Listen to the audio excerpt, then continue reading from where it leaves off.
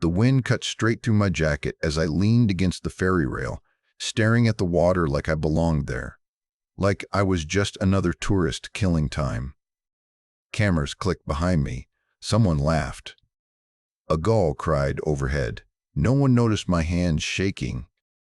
Not from the cold, from the radio taped flat against my ribs. It buzzed once, then went dead. Not static. Not interference. Dead. That kind of silence only comes when something is already going wrong. Somewhere inland, something was unraveling faster than anyone could stop it. I slowed my breathing, counting each inhale the way they taught us, keeping my face calm while my chest tightened. A little girl brushed past my leg, dragging a stuffed dolphin along the boards. Her father muttered an apology without looking up. To them, I was nothing. Just another stranger by the water. Then the radio crackled back to life, low and urgent, and the tone changed everything. 275 people were trapped by fire, weather, and decisions made too late. Every other option had failed. The name they used was not mine. It never was. They called me Reaper, and they wanted to know if I could still fly. Subscribe to my channel, Lady Veteran Stories, for more real military stories, and tell me in the comments where you're watching from.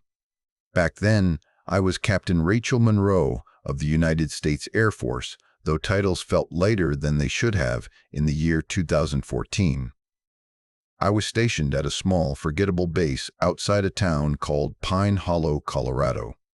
The kind of place people pass through without stopping.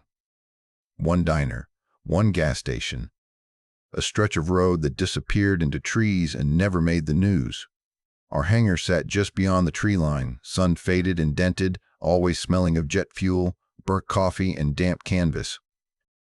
That was where I flew rescue and close support missions, the kind that never came with parades or speeches, just quiet handshakes and long debriefs that ended with more questions than answers. That week, I was officially on leave. The paperwork was signed. The schedule was clear. My uniform stayed folded at the bottom of my bag. My hair stayed down, brushing my shoulders like it did before the Air Force taught me better. I was supposed to be practicing stillness, learning how to exist without a checklist, without a headset pressed into my skull, without someone else's survival depending on my reaction time. I had been told it was important, necessary. I believe them the way you believe a doctor when they say rest will help, even if you have no idea how to do it. The mountains did not care that I was on leave. Fire does not recognize schedules. Overnight, a wildfire jumped 2 ridgelines like they were nothing. Wind pushed it hard and fast, funneling flames through timber so dry it sounded like gunfire when it burned. By morning, a remote lodge tucked deep into the foothills was completely cut off. Seasonal workers, families. A few older couples who trusted brochures more than weather reports. Roads gone. Visibility collapsing by the hour. Ground teams tried to reach them and turned back. The terrain was wrong, the smoke too thick.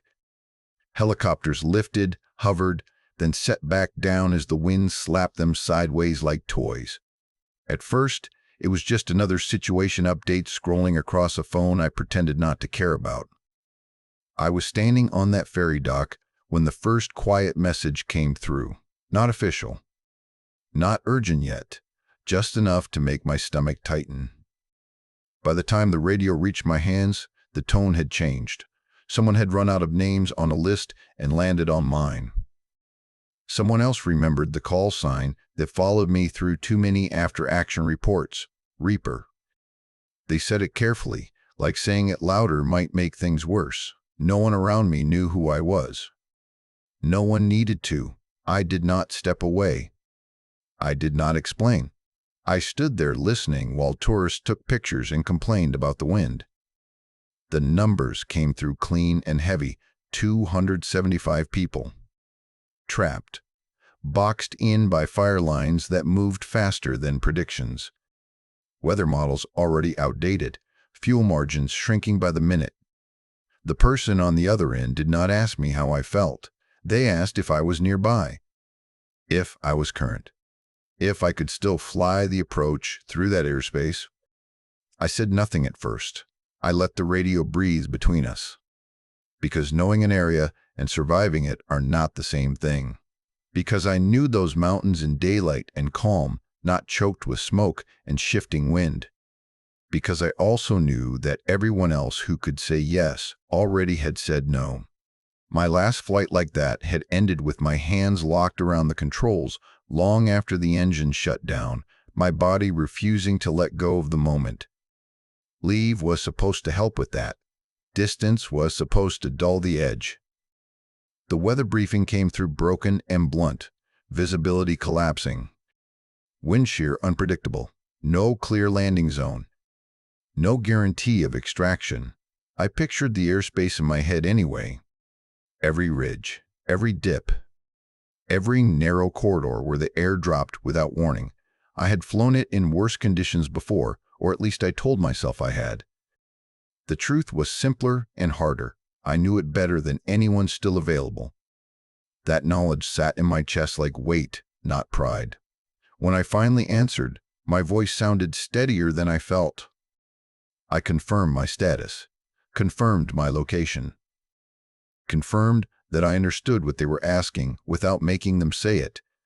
The radio changed hands again, passed quietly like something fragile. Around me, the ferry horn sounded. Someone asked where the nearest restroom was. Life continued at a pace that felt insulting. I looked out at the water one last time before turning away. 275 people were waiting on a decision they would never hear. The weather was getting worse. The margins were already thin. Leave or not, uniform or not, the moment had found me anyway. The warnings did not arrive all at once. They came in fragments, the way bad news usually does. A short message from a pilot friend lit up my phone first, telling me the smoke ceiling was dropping faster than anyone predicted. He did not add punctuation. He did not need to. A minute later, an old crew chief I trusted more than most officers sent a single word. Careful. Seeing it from him made my jaw tighten. He was not a man who wasted words or worried without reason. The emergency channel grew louder by the minute. Voices stepped on each other, some controlled, some already fraying around the edges. You could hear the strain in the pauses between sentences, the way people inhaled before speaking like they were bracing themselves. Someone tried to impose order. Someone else ignored it. In the middle of it all was the lodge manager, coming through faint but steady, counting heads over and over like repetition might protect them. 275. Still 275. Children crying in the background. An elderly woman coughing so hard the mic clipped. People who trusted maps printed a decade ago and weather reports that were already wrong. Command came on next, and their voices were calmer, which somehow made it worse. They asked questions they already knew the answers to. How fast could I get airborne? How low could I safely fly? Whether I could navigate without guidance if systems degraded. They did not ask if it was a good idea. They did not ask if I was rested. They asked because everyone else had either failed to reach the area or turned back. I said yes to each question because saying no would have been easier and wrong. The words came out automatic, trained into me through years of checklists and consequences. The doubt waited until there was space for it. It crept in when the radio went quiet for a moment and I was left alone with my thoughts. It had been longer than I liked since my last live extraction under conditions this unstable. Training flights are clean. Simulated emergencies end when someone calls knock it off. Real ones do not. I flexed my hands and realized how exposed I felt standing there in jeans and a jacket, no helmet, no armor, nothing between me and the weight of the decision except muscle memory and reputation. That reputation followed me everywhere, even now. Reaper, the call sign I never chose and could never shake. It stuck because I did not abort. Because when things went sideways, I pushed through margins other pilots respected too much to cross. It was not bravery. It was stubbornness, mixed with responsibility, and it weighed more than any ribbon pinned to my chest. Being known for always pressing on meant people stopped planning for alternatives. It meant when the situation got bad enough, my name surfaced. I stepped away from the pier slowly, forcing my pace to stay normal. Running would have drawn attention. People glanced at me and looked away just as quickly. To them, I was still nothing. Just another woman with somewhere to be. Inside my head, the airspace was already unfolding. I traced ridgelines I had flown 100 times. I pictured valleys where wind funneled without warning. I marked the spots where smoke liked to settle thick and blind. My mind counted fuel margins without conscious effort, subtracting minutes every time the wind estimate worsened. Another transmission crackled through. The lodge manager again. Still counting. Still calm in a way that sounded practiced. I wondered what kind of man could keep his voice steady while waiting to be overrun by fire with hundreds of lives depending on him. I wondered how many people around him knew they were trapped and how many still believed help was coming because someone told them it would. That thought tightened something in my chest.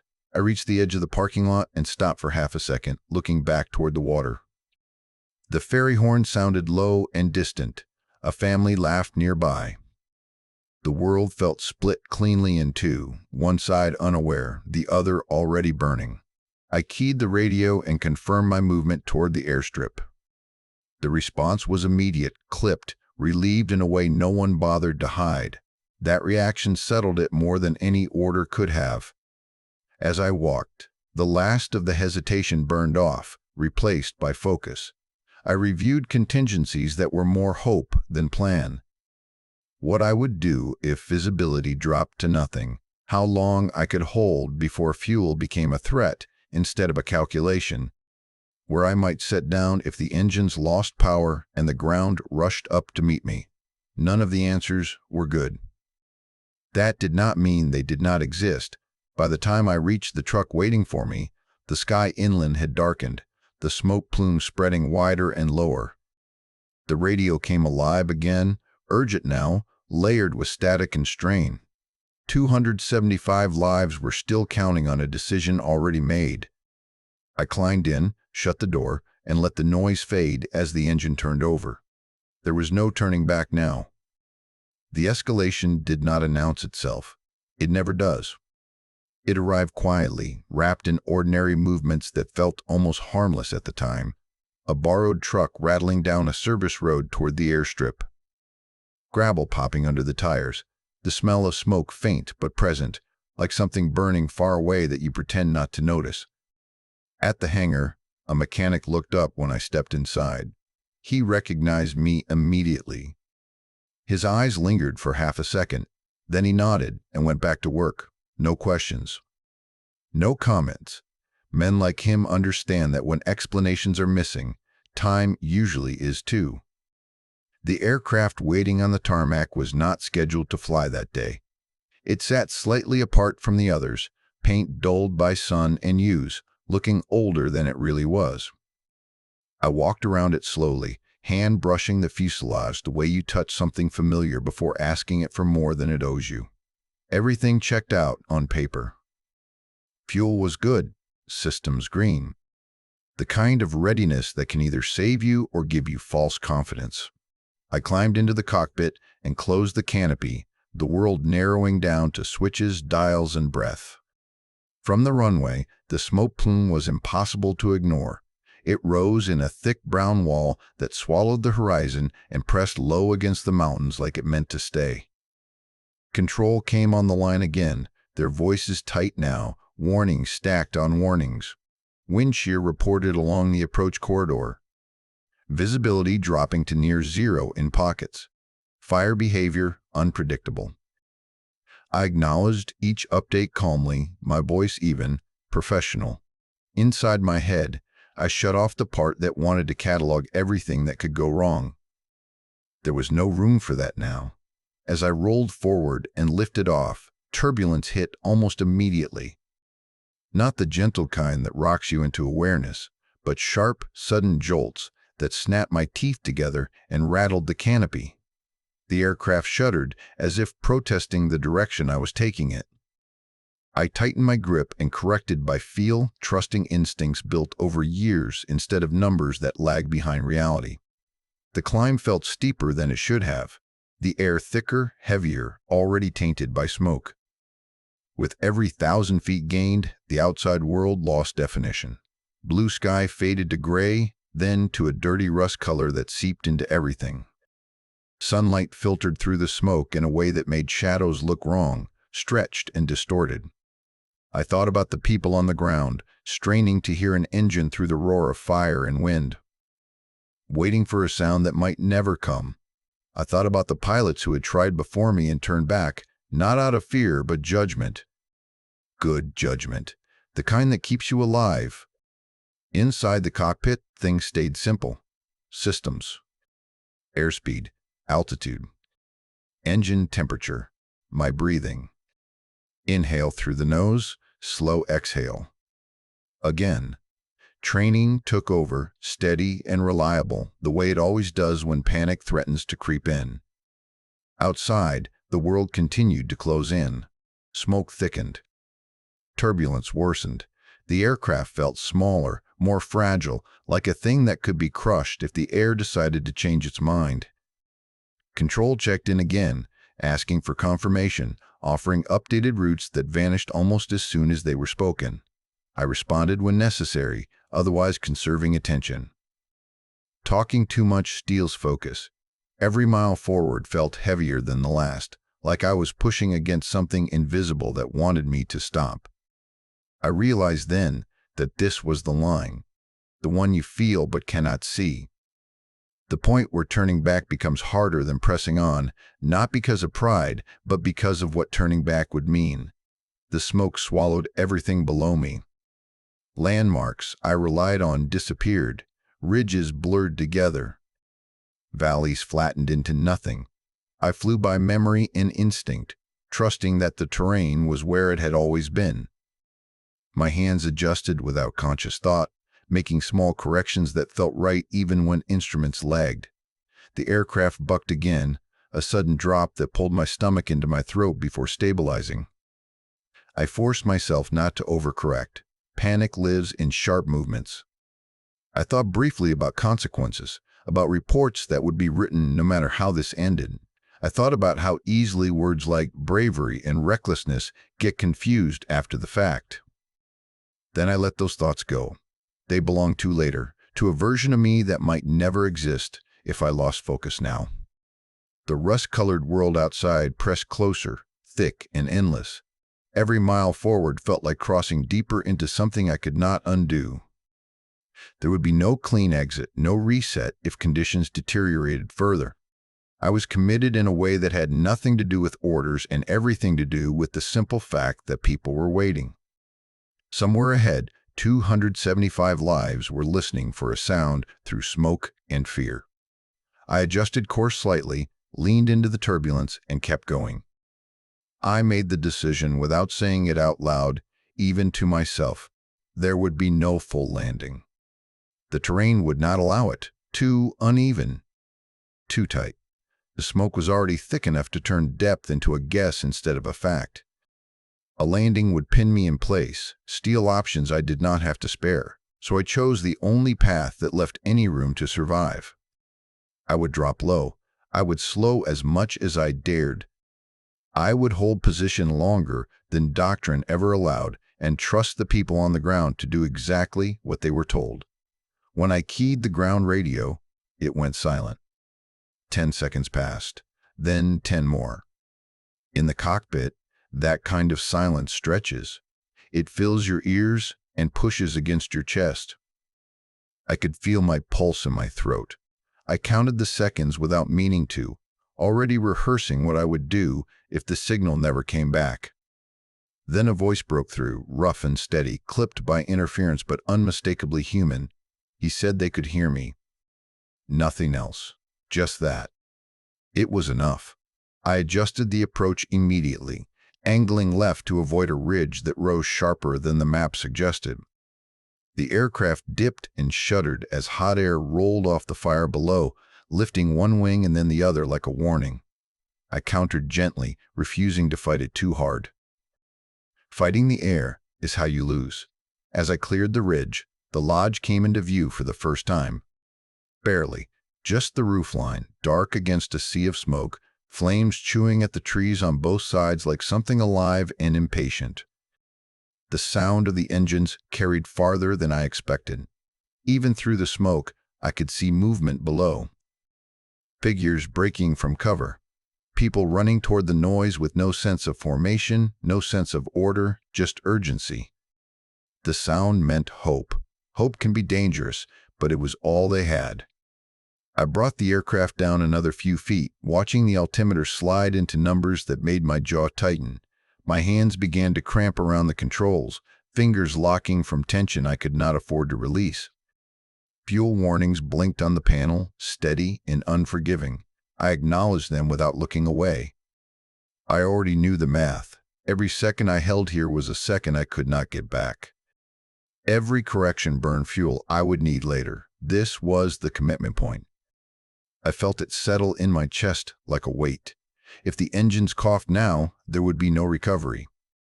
No graceful failure. Just impact, fire, and the kind of ending people talk about in hushed voices. I pushed that thought aside and focused on keeping the aircraft steady. The wind shifted without warning, slamming the fuselage sideways. I compensated, slow and deliberate, refusing to overcorrect. Below me, people clustered where the ground team had directed them, forming rough lines that broke apart as panic surged and then reformed when someone shouted. I could hear fragments of their voices through the radio now, crying. Instructions. Someone praying out loud without shame. I lowered another foot, then held, riding the air like it was water, balancing on something that did not want to be balanced on. The ground team moved faster than I expected. They had rehearsed this, or something close to it, even if they never thought it would happen like this. People climbed aboard in waves, hands grabbing rails, boots scraping metal, bodies pressing close. The aircraft groaned under the shifting weight. I adjusted trim, fighting the urge to rush. Rushing kills more often than waiting. Sweat ran down my spine, trapped beneath my clothes, my entire body locked into a posture that left no room for error. A child screamed when a gust rocked us hard. An adult voice answered immediately, calm and firm, grounding them. I caught a glimpse of faces through the smoke. Soot-streaked. Eyes wide and reflective. People who had been ordinary that morning, now reduced to motion and breath and survival. My arms burned. The controls felt heavier with every passing second. Another warning light blinked, then stayed on. I ignored it the same way I ignored the ache in my shoulders and the tremor threatening my grip. I checked the count through the radio, voice tight but clear. Numbers came back uneven, shouted, corrected, shouted again. Not done yet, not even close. The fire surged closer on the western edge, heat distorting the air so badly the lodge roof seemed to ripple. I adjusted again, holding the aircraft in a narrow pocket where lifts still existed. This was not flying anymore. It was bargaining. I trusted the people below to move fast. I trusted them to listen. Trust is a strange thing in moments like that. It is not faith. It is necessity. There was no room for second-guessing now. Every choice I had made led here, to this thin line between leaving and staying too long. I held position, muscles screaming, eyes fixed forward, breath measured. Somewhere behind me, lives were climbing aboard. Somewhere ahead, the only way out waited. All I had to do was keep us in the air long enough to reach it. Chaos never looks the way people expect it to. There were no clean lines, no dramatic shouts that made sense afterward. It was sound first. Coughing that turned into choking. Crying that came in short, sharp bursts and then stopped. Voices shouting numbers that changed every time they were spoken. Metal flexing and groaning under weight and wind. A deep, strained sound that vibrated through the airframe and into my bones. The loading took longer than it should have. It always does when fear gets involved. Someone tripped at the ramp and went down hard. For a split second, the whole line froze. Then two hands grabbed them and hauled them up before I could even key the mic. Another person dropped a bag and turned back for it, reaching into smoke that was already swallowing the ground behind them. Someone else tackled them away from it without a word. The bag stayed where it fell. I was grateful for that, even as my jaw tightened. The wind shifted again, harder this time. It slammed the fuselage sideways like it meant to rip us out of the air. The aircraft lurched, controls fighting back against my hands. The engines howled, their pitch climbing into a scream that set my teeth on edge. Every instinct told me how close we were to losing the narrow margin holding us aloft. I corrected slowly, deliberately, refusing to let panic bleed into my movements. Outside, smoke boiled and twisted, thick enough to feel alive. Control came through my headset, urgent now, voices layered and clipped. They told me to abort. They told me I had exceeded every safe limit on the approach. They told me the fire front had advanced faster than expected. I heard them. I understood every word. I did not answer. There was nothing I could say that would change what was already happening. Talking would only steal breath and attention I could not spare. The air inside the cockpit felt thin, heavy with heat and tension. Sweat ran down my temples and into my eyes, stinging, blurring the edges of my vision. I blinked it away and focused on the instruments, then past them, then on the feel of the aircraft itself.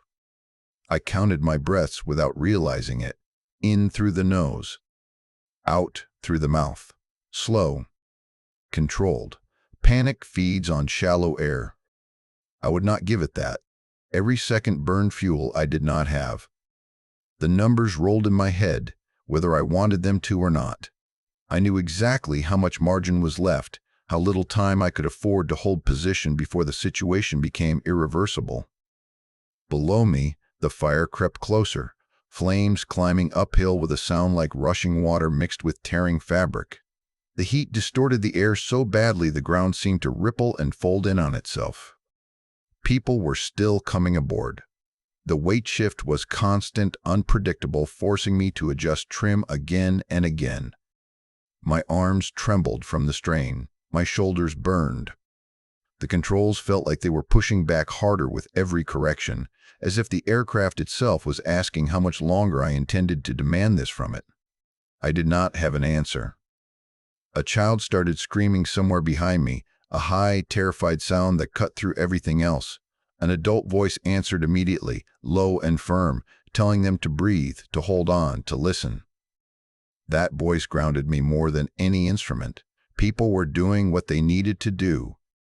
They were surviving. My job was to keep giving them the chance.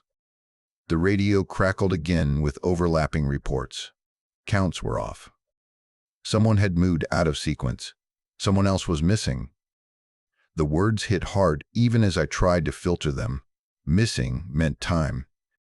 Time meant fuel. Fuel meant failure. I swallowed and forced my focus back to the aircraft, one problem at a time. You cannot solve them all at once. The name Reaper echoed in my head then, uninvited and unwelcome.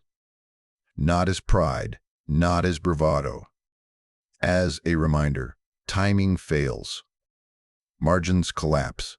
Things end badly when seconds slip away. I had seen it before. I had carried it with me ever since. That name did not mean I could not fail. It meant people remembered what happened when failure came too late.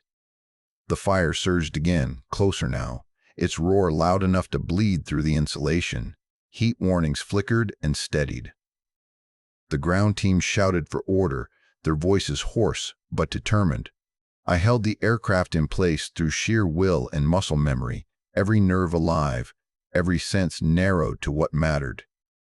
There was no room left for fear, only action and endurance. I checked the fuel one more time and felt my chest tighten. We were at the edge. Past it, maybe. I did not look back. Looking back invites doubt. I stared forward into smoke and turbulence and counted breaths while lives continued to load behind me. The chaos pressed in from every side, loud and unforgiving. I stayed where I was and held on, because leaving too early would have been the same as not coming at all. The turning point did not come with an explosion or a command. It came with a number that was wrong. The count came back again, shouted through static and coughing, and it stopped short. One missing. The words landed heavy in my chest. A teenage boy, separated in the smoke when the line broke apart. No one knew exactly where he was, just that he had been there moments before, and now he was not. Every instinct in me screamed that we were out of time. Fuel was already bleeding away. The fire was close enough that the heat warnings no longer felt theoretical. Control came back on, firm and urgent, telling me to lift, telling me we had to go. I heard them. I understood the logic. But logic does not carry the weight of a missing name. I held position anyway, past every safe limit I had ever been taught to respect. The ground teams moved without ceremony, disappearing back into the smoke with nothing but shouts to guide them. I watched the seconds crawl by on the clock, each one a quiet accusation. The engines strained, their vibration uneven now, the sound no longer steady. My hands ached so badly they felt detached from my arms. I adjusted again, smaller movements now, coaxing the aircraft to stay where it had no right to stay. The fire surged closer, its roar rising and falling like something breathing. Ash rattled against the canopy. Visibility dropped again, then cleared just enough for shapes to emerge. At first, I thought my eyes were lying to me. Then I saw them. Figures breaking through the smoke, half dragging, half carrying someone between them. A boy, barely upright, clothes burned, hair singed, his body shaking so hard it looked like he might come apart. When they reached the aircraft, the line dissolved into hands and voices. They hauled him up and shoved him forward, shouting his name, shouting at him to stay awake. The moment he crossed the threshold, something inside me cracked open and then slammed shut just as hard. There was no room left for maybes. No room left for hesitation. Everyone was aboard. I did not wait for confirmation. I advanced the throttle and committed to the climb. The aircraft protested immediately. The engines coughed, a harsh, uneven sound that spiked my pulse. For a split second, I thought they were going to quit entirely. One warning light flared red and stayed there, longer than it ever had before. My eyes flicked to the gauges and back out again. Numbers mattered, but not as much as feel. I flew by the pressure in the controls, by the way the aircraft responded a half second after each input. I flew by memory, by every hour I had ever logged in worse conditions. Mostly, I flew by stubborn refusal to accept another ending like the ones I already carried. The climb was shallow and ugly. The air fought us the whole way up, turbulence slamming into the wings, smoke clawing at the engines. I kept the nose where it needed to be, resisting the urge to pull harder than the aircraft could handle. Panic would have made me aggressive. Experience kept me patient. I talked to the plane under my breath without realizing it, coaxing it, promising it we would be done soon. Then, slowly, almost reluctantly, the light outside the canopy changed. Rust gave way to gray. Gray thinned into something brighter. We punched through the smoke ceiling like breaking the surface of water, the world snapping back into shape all at once. Blue sky. Clean air. Sunlight that felt unreal after so much darkness. Inside the cockpit, everything went quiet. Not because the engine stopped screaming or the alarm suddenly resolved, but because the pressure eased just enough for me to hear my own breathing again. I became aware of the weight behind me, not as a threat, but as proof. 275 lives were breathing, gassing, crying, alive. I did not cheer. I did not laugh. I did not say anything at all.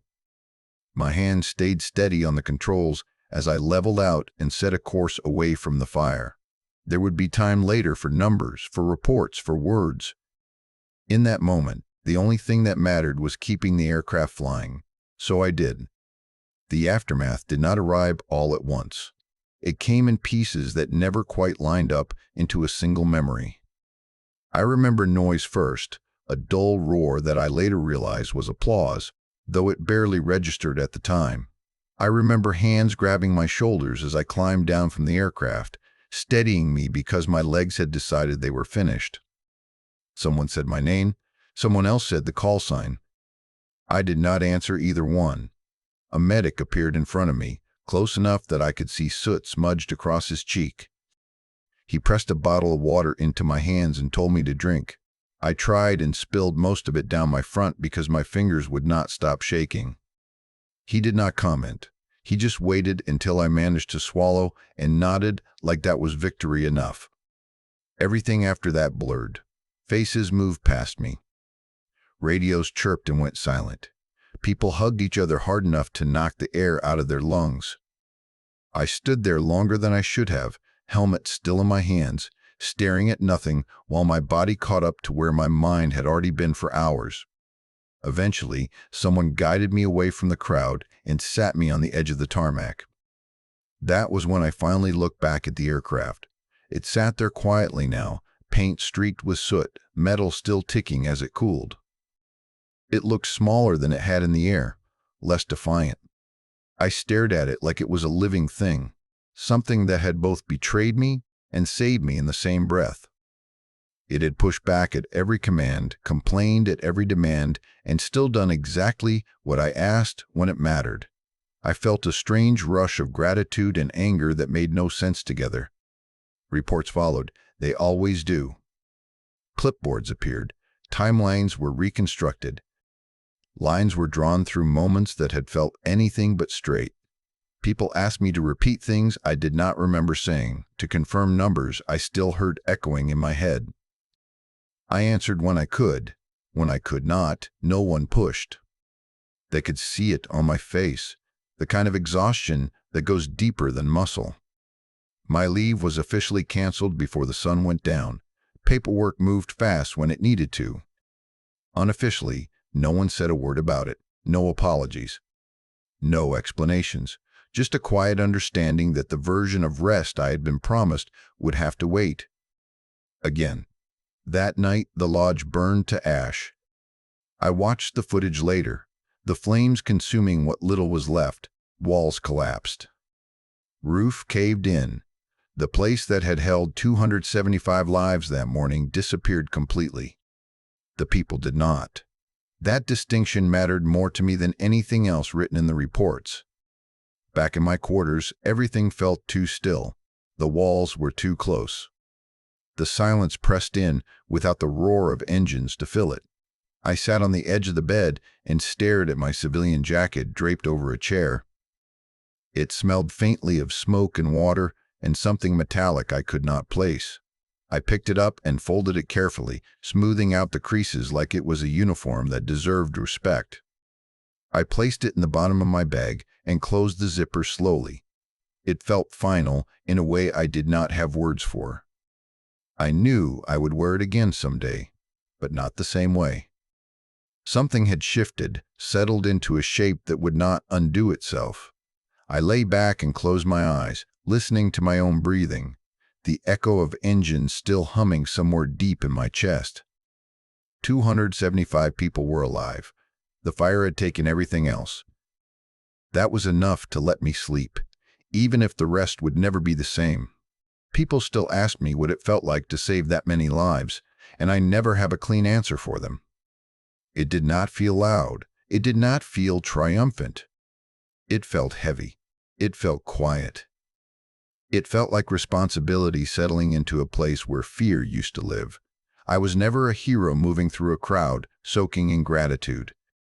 I was a pilot doing a job on a day when the margin for error disappeared completely, and the cost of hesitation became unbearable. The call sign Reaper followed me after that day, the way it always had, but it stopped meaning what people thought it meant. It was not about death, not about destruction. It became a reminder that choices do not end when the moment passes. They stay. They echo. They carry weight long after the smoke clears and the reports are filed away. Somewhere near Pine Hollow, there are families who do not know my name and never will. They do not know my face. They do not know what it cost to lift off when everything said not to.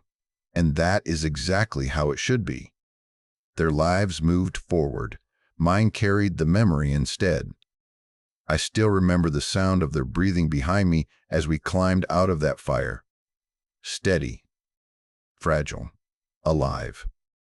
That sound has followed me longer than any call sign ever could.